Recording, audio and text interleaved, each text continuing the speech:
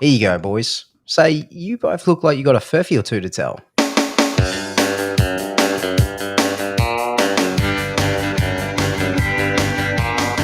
G'day everybody and welcome to Crackin Furphys, the podcast where we crack furphys over some cold ones. I'm your host Drew Agnew, and joining me along the bar are my good mates Tom, Ash and Dan. Boys, how we going today? I'm quite good. How about you guys? Yeah. I'm all right. How are you, Tom? I'm quite good. I'm nursing a slight hangover, which I don't think I'm alone today. It just seems to be the day for it. Yeah, we've had quite a few hangovers on this show so far, but we have started recording on a Sunday, so I guess that's bound to happen. We're going at a rate of one a week at this rate. We've got 2 this week. Good strike rate. Also, I would just like to share with you guys, I've got a new Goose shirt. I think I will cause problems on purpose. That sounds like a very Goose thing to do. Very fitting. Yes, thank you. I embroidered it myself. I didn't really. I bought it off the internet. He embezzled it himself. That doesn't even make sense. And I can attest to that because when I used to live with Ash, he would just randomly grab items, things that he did or didn't own, and just move them slightly around the house. I did do that, yes.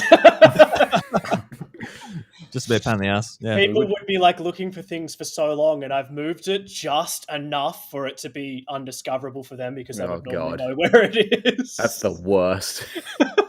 Problem honking as well. Another one of my favorites would be somebody would ask me to pass them something. Say when you're eating dinner, somebody would like pass the salt. I would grab the salt and just move it further away. You're an awful person, Ash Wallace. I am. So before I ask you boys what you're drinking here at the pub, I've done a cardinal sin. I brought my wife to the bar, everyone. So on best behaviour, no saying any crude jokes, no admitting that I'm a sly bastard. I'm just a dirty bastard here at the bar, but I've got to be on my best behaviour here with Chantel, my wife here. Chantel, how you going? It's the first podcast we've ever done together. I know you're a bit nervous. Yep, first one. Yeah. Sorry, we've got an audience of like 5 people, so no need to be nervous. I make no promises on the crude joke department, but I will try. Yeah, as Dan said, we've got an audience of 5 people, and 4 of them are us 4. And the other one is the Pakistan Super League. Just for comeback orders. The one moderator there at HQ over there. That just copyrights us because I don't even know what. Maybe it's my beanie. I've worn this every time it's been copyright struck, but this is from a different league. Not even the same sport. Yeah. Pakistan Super League and NHL brothers in arms. Maybe one of their teams has the same logo. I'll look into that afterwards. Well, but then that's a whole other copyright issue. Yeah. Anyway. Yeah, well, Chantel, she helped me put our stories together today. So if they're a failure, just let her have it. let her have it. Like, you know what? These stories suck, Chantel. Yep. Well, we're usually pretty cutthroat when any of us do bad stories. So Yeah, very no holds barred. Don't hold back on my account. To be fair, she did step into our world, so... I do just want to ask quickly, is my audio okay? Because my microphone setup is less than ideal at the moment. I've got the same mic as usual, but it's just laying on the desk sideways because I don't have my microphone arm or anything to prop it up on. You'll be good. Maybe just like a little bit closer so we can hear just a little bit more volume. How's this? Oh, God, I got goosebumps there, Ash. That's so much better. It's you can hear you clearly and we don't have to look at you. That's why 10 out of 10. I just hold it up. 10 out of 10 cats. This is so we're all like this. Here we go. So we're all working with hangovers, and Ash is in lockdown. Ash, I want to talk to you about how you're trying to, you're in South Australia now. You're in Adelaide. You're in a quarantine. How's that going for you? That seems like an ordeal. You're sort of covering it on your Facebook, your Instagram stories. Yeah, with all the food that you're getting. it's actually keeping me sane doing the periodic updates. It's kind of fun. It's one of the only joys I get in this fucking room. No, I'm actually, to be honest, I'm not hating it. It's not that bad, but I am this is day 3. So I've got another 11 days to go. I assume I will be going crazy by the time I get out. But at the moment, it's fine. I'm just watching loads of Taskmaster, playing some games with people. It's business as usual, really. I'm just not working. Are you taking the opportunity to just relax, enjoy it? Yeah, I mean, I don't really have any other options. No. I did do a workout today that nearly killed me, but there's nurses in the building, so hopefully I'm in the right place for that.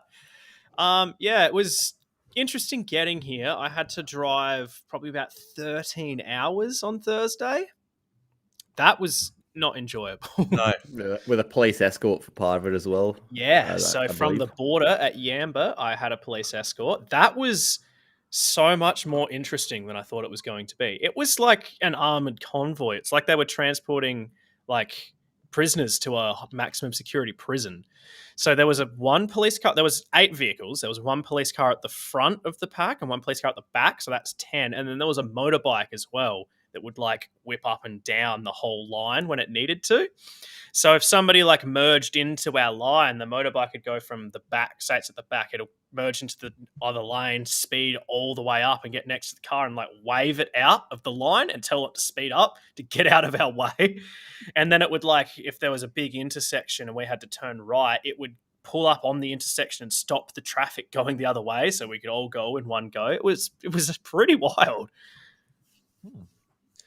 It was it like was it the same policeman like the whole way? Because that would suck if he had to go the whole way. No, so there was a handover, and after the handover happened, there was no police motorbike. So it was much less interesting after that. It was about halfway. I think it was in, I don't know the name of the town. I think it was Blanchetown. Is that right? It's near Adelaide. I'll take a look for it. Yeah. Yeah, I think Maybe. that's where it was. I know. I think that's on the river somewhere. Yeah. It was like halfway between Yamba and Adelaide. Blanchetown it is. Sounds about right. I thought you of all people would know, but moving on.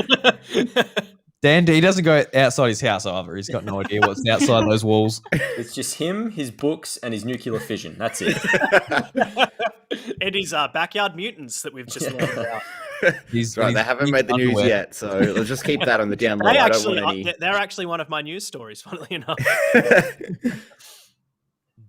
Yeah, it's been an eventful week for all of us actually this week. I signed the contract for my new job, and I was a bridesman yesterday, which is the source of my hangover. How was the wedding? It was quite good. So it was at a golf club. We were getting our photos done on these golf buggies. The bride at one point was like, I need to go to the bathroom. So someone gets her in a golf cart and drives off.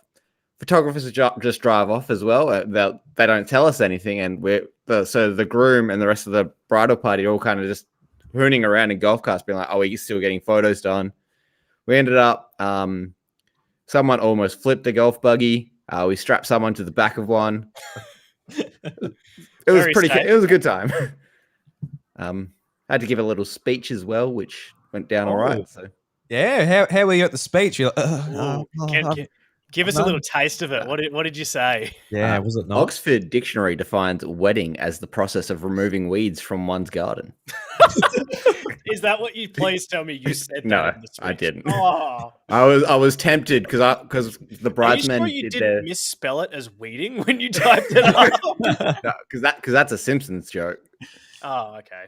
But because I was very tempted because the bridesmen did our speech as a group of 3, and I was given the job of kicking it off. So I was going to try and start with an little Macquarie dictionary, but I thought that wouldn't go down too well. Oh, you've moved from Oxford to Macquarie? I reckon he's already selling us furphies. We haven't even started yet. He's planting the seeds. Can you trust anything I say? I think not. But yes, and you guys back home in Millicent have had a week as well. Yeah, it's been interesting. How have the brief restrictions affected you guys? Yeah, I don't know, not too much. Out on the farm doesn't really affect me. I know Chantel running the gym in town affected her a Yeah, little bit more. it's definitely hit and miss. Like, oh, well, I won't be open tomorrow. Um, just a lot of navigating all the different, just yeah, All the rules and stuff, yeah. trying to figure out what's going on. And It's especially rough on small businesses, and in a small town, I can only imagine it'd be even harder. Yeah. So many people, like you have no idea what's going on, and it might not have even happened, but if someone heard a rumor down in Millicent, that's it. Everyone's closed the doors, bought out all the toilet paper. They're not going outside. wipe your ass for another week. It's red just with that much toilet paper. Yes. I got Ash with that one at least anyway. Just like that. Yeah, you were telling us to be clean with the jokes. I didn't say setting the anything- tone. I said you didn't have to be clean. Oh, well, my mistake. So no one's drinking anything tonight. No furphies have Oh, been drank. This is, We're only this is a gonna dry try and pub. crack- So this is homemade watermelon vodka. Interesting. And Very lemon. interesting. Tom did say just before we got in here that he had made himself a homemade cocktail. It does sound quite good. I don't have anything because it's quite difficult for me to get alcohol at the moment. Can you order room service? Just like, just a couple of you 4X. You thanks, can, but I could find the sheet, but you get limited the amount you can have a day, and I just I can't be bothered. Like, they're probably going to ask me how much I've had, and I'll be like, I haven't had any today, you idiots. Like, I can only have 6 beers a day, which I guess that's not enough. But if you wanted to get if you on it, your friends are just you put something like this, say, and your friends are like, hey, let's get really drunk. I'd be like, I can have 6 beers. I can see how it would be pretty annoying. Why don't you just start fermenting your own urine and go full Bear Grylls? Great idea. Improvise, adapt, overcome. Modern problems require modern solutions. Well, you could just order 6 beers a day and just accumulate them. Just Yeah, I could do that, but then I guess I still have to pay for them as well, and then if I don't end up drinking them, I might just have 28 beers. Oh, that make you go into bloody isolation. The least they could do is share some beers. Yeah, you'd think so.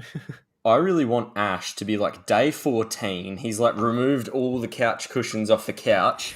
He's hollowed them out and turned them into a suit, and he's just waiting in there for someone to let him out. There's only one couch, and I don't think the cushion is removable. But I'll just cut it off. Who cares? Exactly. I was talking to somebody today about taking the TV off the wall and just saying it's mine when I leave.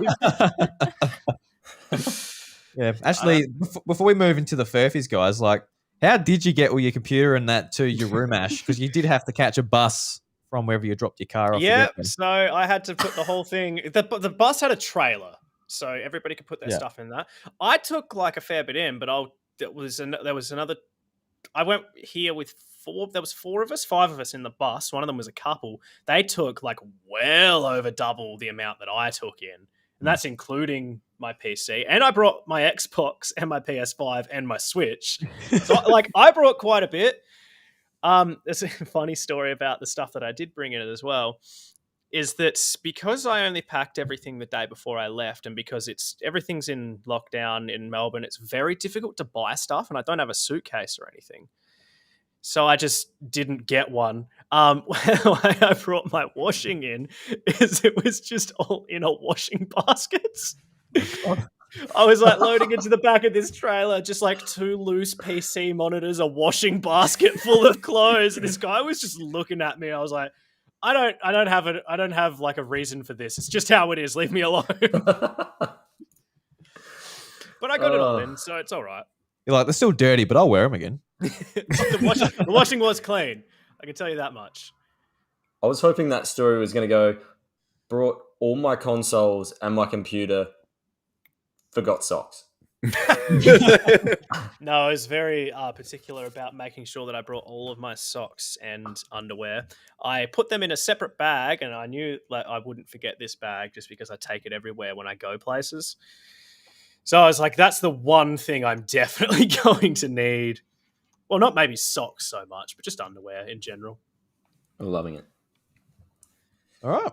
Let's try and Hey. crack Furphys, boys. Let's try and see who can be victorious this week and trick us, you bloody sneaky bastards. Tom, Ash, and Dan, you're all sneaky. And don't be too hard on Chantel. I know you guys didn't know she was rocking up. Did you guys write them together, or did you do like one each, or? We pretty much. Well, Chantel actually did most of the work. I'm like, I had to get some other stuff organised. I'm like, yeah, can you organise me a Furphy? And she said, oh, all right. Like, don't worry, I guarantee you'll be better than Drew. I reckon you're going to get us this week. I reckon you're going to throw us for a loop, a different perspective. A death loop. And if it sucks, it's his fault. It's the way he delivered it. It's not in the writing. Basically, if it fools us, it was Chantel. If we pick it, it was Drew. It's a win-win situation.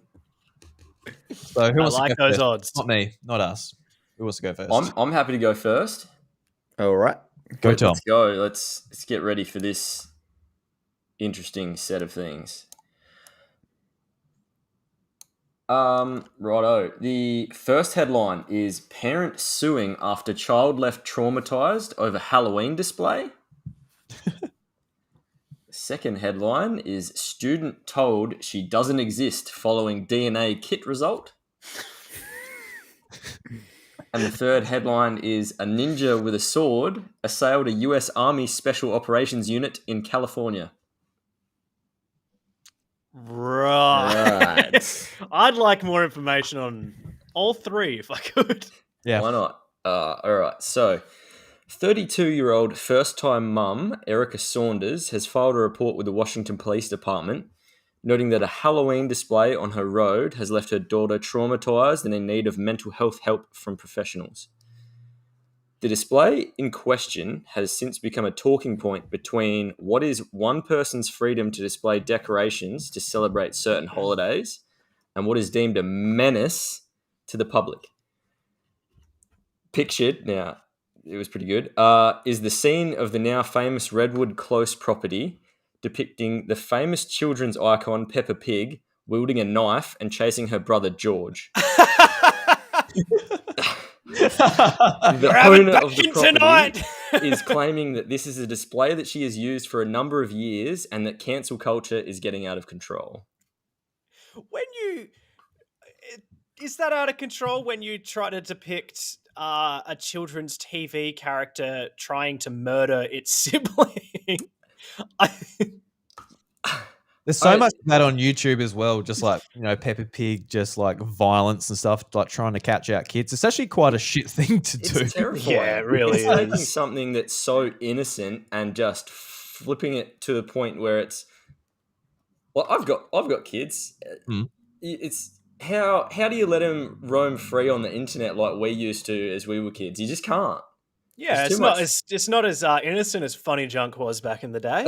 No. I was always on Newgrounds when I was a kid, so I don't know how innocent it was. I came across Polly the penis when I was roaming on the internet. I don't know. I mean, I was a big fan of Squirrel Says We on Funny Junk. That was a good one. Yeah. And End of the World. Happy Tree Friends? That's very Ashley. Oh, Happy Tree Friends was horrible. Well, it always could be worse, though. It could be they did it in the My Little Pony style, so let's be happy it wasn't that. Nope. The Happy Tree Friends, I really appreciate the episode when the moose, a tree falls on his leg, so he has to cut off his own leg to get out from the tree. I actually know the one. I know what happens. Yeah. And at the end of the episode, he's like, oh, you cut off the wrong leg, so he's got to cut off the other one. So dumb. It really is. Happy Tree Friends is always like one scene that stuck with me was like the anteater walks past an anthill and he's like, oh, a bit of a snack, and he sticks his tongue in there and the ants nail his tongue into the floor and he can't get it back out and they're like cutting it and stuff. And there's a scene where like it keeps cutting between the ants and what they're doing to his tongue, and then like the anteater like trying to pull its tongue out but it can't get it out. But there's like one of the parts where it cuts back to the ants. One of them is grating his tongue with a cheese grater, and the other one is squeezing lemon onto it. Oh, but this is exactly what I'm talking about. Like, Yeah, people just it's different now. It's next level. We used to watch that at school. I think in the computer lab. So Yeah, I used to watch that with one of my good friends, Araby Mackenzie, back in the day. She used to love it. Anyway, we've derailed this pretty early on. I've completely forgotten what the stories are. So Next one is student told she doesn't exist after following DNA kit result. that's awesome. Usually when people go on a journey to find out about themselves, they don't end up with more questions than before. Well, that's unless you're Lydia Ellen, who was told she didn't exist when she received her ancestry DNA results. Lydia, who asked to only be referred to by her first and middle name, asked her mum for medical records ahead of moving to university in Southampton. But after seeing her vaccination certificate, she noticed her MMR jab, usually given at around 18 months old, was dated as having been administered in July 1997. Lydia was born in May 1998, meaning that she couldn't possibly have received her jab a year earlier. I mean, that's just the brief paragraph from up the top, but that's what I got from that. So I don't understand. Why doesn't she? Because it was administered a year early, she was told she doesn't exist?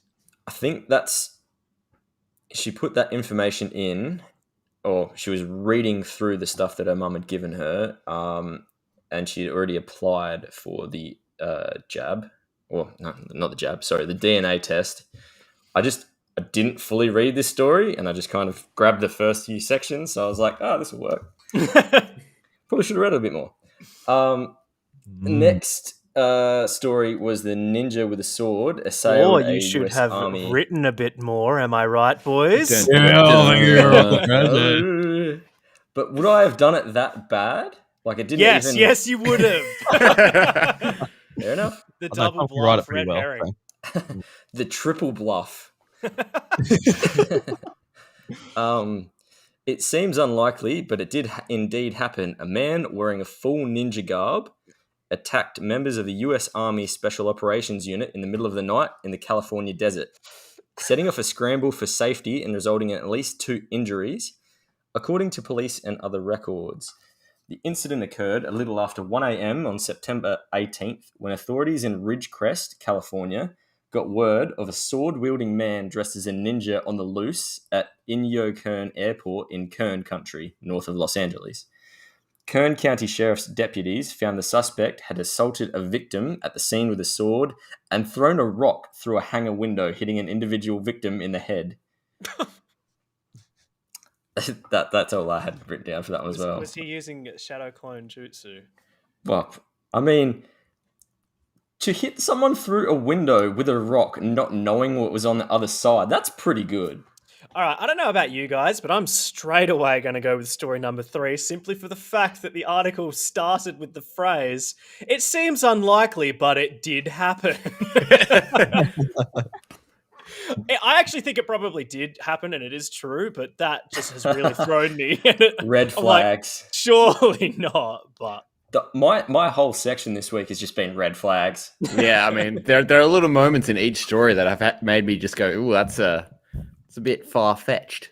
Just put the red flags in one story, Tom. Make it Make it obvious, please. I really should. I really should. What do you think, Chantel, for the stories? I don't know about 1 and 3, but I actually did read number 2, so... Ooh. So what she's saying is it was actually written that poorly by the author. Yeah, me.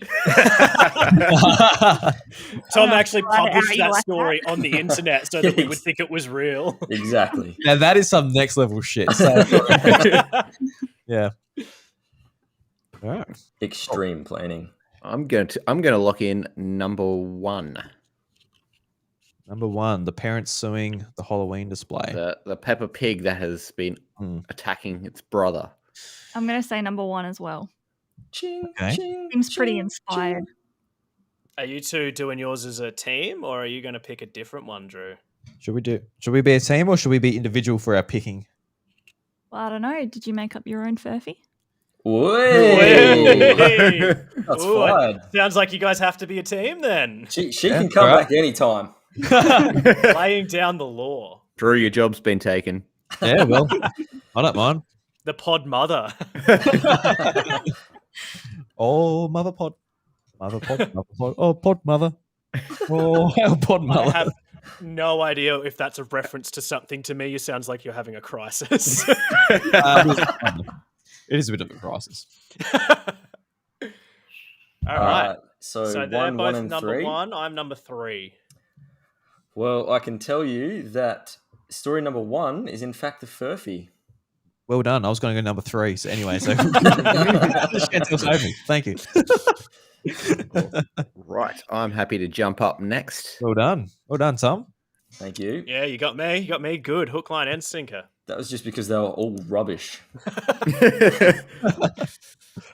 All right. Story number 1. Woman finds out that son's bride is her long-lost daughter on their wedding day.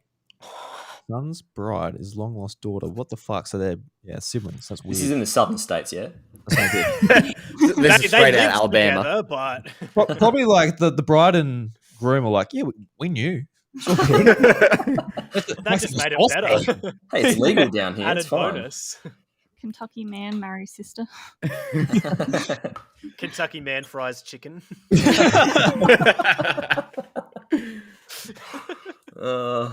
Story number 2. Groom goes missing. Bride marries wedding guest instead. Oh, I mean, everybody wins, really. that happened at the wedding you went to yesterday. Yeah, these have all wife actually now. happened. These are all just personal anecdotes from yesterday. Dan's actually married now, guys. And not that's through where choice. They coined the Congratulations. wedding term weeding. And story number 3. Robots married in beautiful ceremony in Yokohama, Japan. I can believe the robots one, but Yeah, I definitely can. That seems like something the Japanese would do. you can marry your Nintendo DS. So I don't know have. why robots. Yeah, well, I would too. It's a beautiful system. The other thing stopping Mine's- Drew from marrying his DS is the fact he's already married.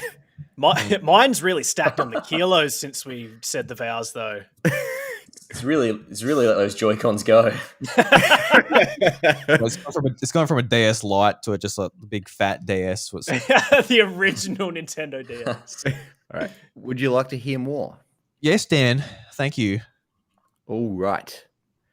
A woman attending her son's wedding was left in tears after she identified the bride as her long-lost daughter. The incident happened in Shuaizhou, Jiangsu province in China on March 31. The mother-in-law noticed a birthmark on her new daughter-in-law's hand that was very similar to the one on her lost daughter's hand. After spotting the birthmark, the woman approached the bride's parents and asked if she had been adopted. However, blah, blah, blah, they went on to reveal that they had found a baby girl by the roadside. The story doesn't end there. There's more to come. The bride was now concerned about marrying her elder brother. Valid concern. I'd be worried if she weren't. However, the mother-in-law revealed there would be no objection to their marriage as the groom was also adopted. Dun, dun, dun. Oh, Twists right. and turns. I didn't know Days of Our Lives had suddenly gone to China. The mum was actually resurrected after she'd died a few times as well. Yeah, but they eventually edited out the Tiananmen Square episode. Story number 2.